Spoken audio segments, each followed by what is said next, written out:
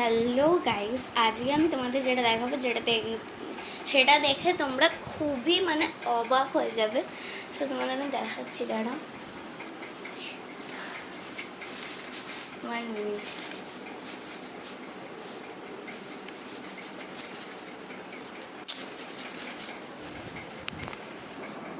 Guys, এই দেখো,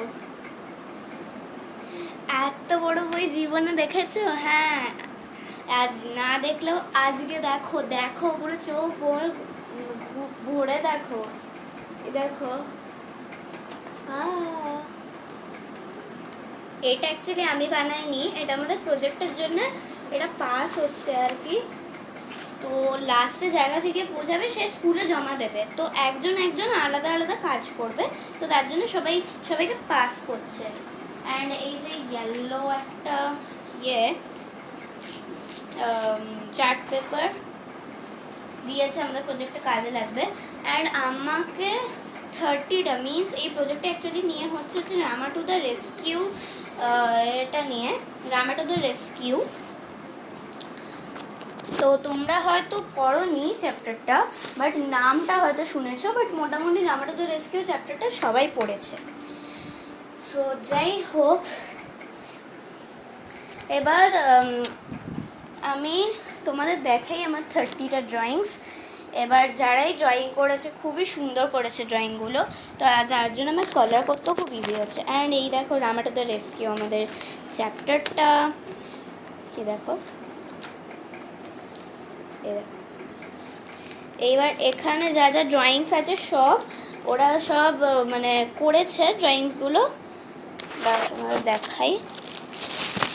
আমি এগুলো সব এখন কালার করতে বসেছি। এই দেখো সব ড্রয়িংসগুলো, তার মধ্যে আমার একটা কালার হয়েছে হাফ, ঠিক আছে। তো ওটা আমি কালার পেন্সিল দিয়ে ড্রয়িং করছি এগুলো।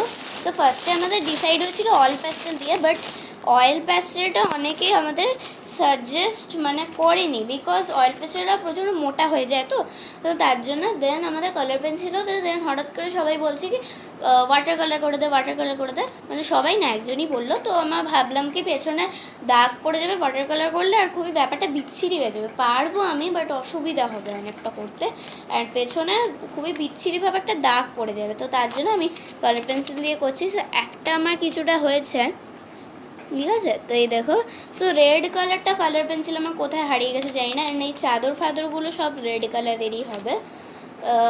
তো তার জন্য আমি একটা ড্রয়িং সব করে নিয়েছি, শুধু রেড কালারের পার্টটা বাকি আছে, চাদরটার পার্টটা। অ্যান্ড যে ডায়লগের যে জায়গাগুলো আছে সেগুলো আমাকে ছাড়তে হবে, মিনস তোমাদের আমি দেখাচ্ছি, দাঁড়াও।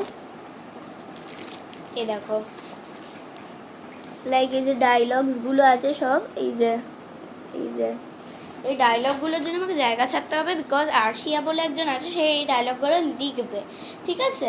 সো এইভাবে আমরা পুরোটা রামা টু দ্য রেস্কিউ প্রজেক্টটা করবো। অ্যান্ড চেপকি ওই যে বইটা দেখালাম এত লম্বা বইটা, ওইটাতে সব আমরা ড্রয়িংগুলো চিপকে দেবো। আমার জাস্ট কালারিং পার্ট, আর কিছু নয়, আর শুধু আমাকে একটুখানি বুঝে দেখে একটু জায়গাগুলো ছাড়তে হবে, আর কিছুই না। সো গাইস, এটা বলার জন্যই আজকের এই ভিডিওটা আমি স্টার্ট করেছিলাম। সো এই দেখো, আমি কিছুটা করে নিয়েছি। অ্যান্ড স্কিন কালারটাও জানি না আমার কোথায় হারিয়ে গেছে কালার পেন্সিলে, তো তার জন্য অরেঞ্জটাকে আমি হালকা করে একটুখানি করছি, ওটাই যা স্কিন কালার হয়ে যাচ্ছে। সো গাইস, তোমাদের সাথে আবার আমার দেখা হচ্ছে পরের ভিডিওতে। তো এটাই হচ্ছে ব্যাপার। তো এইটা বলার জন্যই আজকে তোমাদের কাছে এসেছিলাম আমি। তোমাদেরও যদি এরকম প্রজেক্ট কখন তোমরা করেছো বা কিছু, তাহলে আমাকে অবশ্যই কমেন্টে জানিও, ঠিক আছে। আর আমার ভিডিওসগুলো ভালো লাগলে আমার চ্যানেলটা সাবস্ক্রাইব করে দিও, লাইক করে দিও, শেয়ার করে দিও, অ্যান্ড কমেন্ট করে দিও। ওকে, বাই ফর দিস ভিডিও। আবার তোমাদের সাথে আবার দেখা হচ্ছে আমার পরের ভিডিওতে। বাই।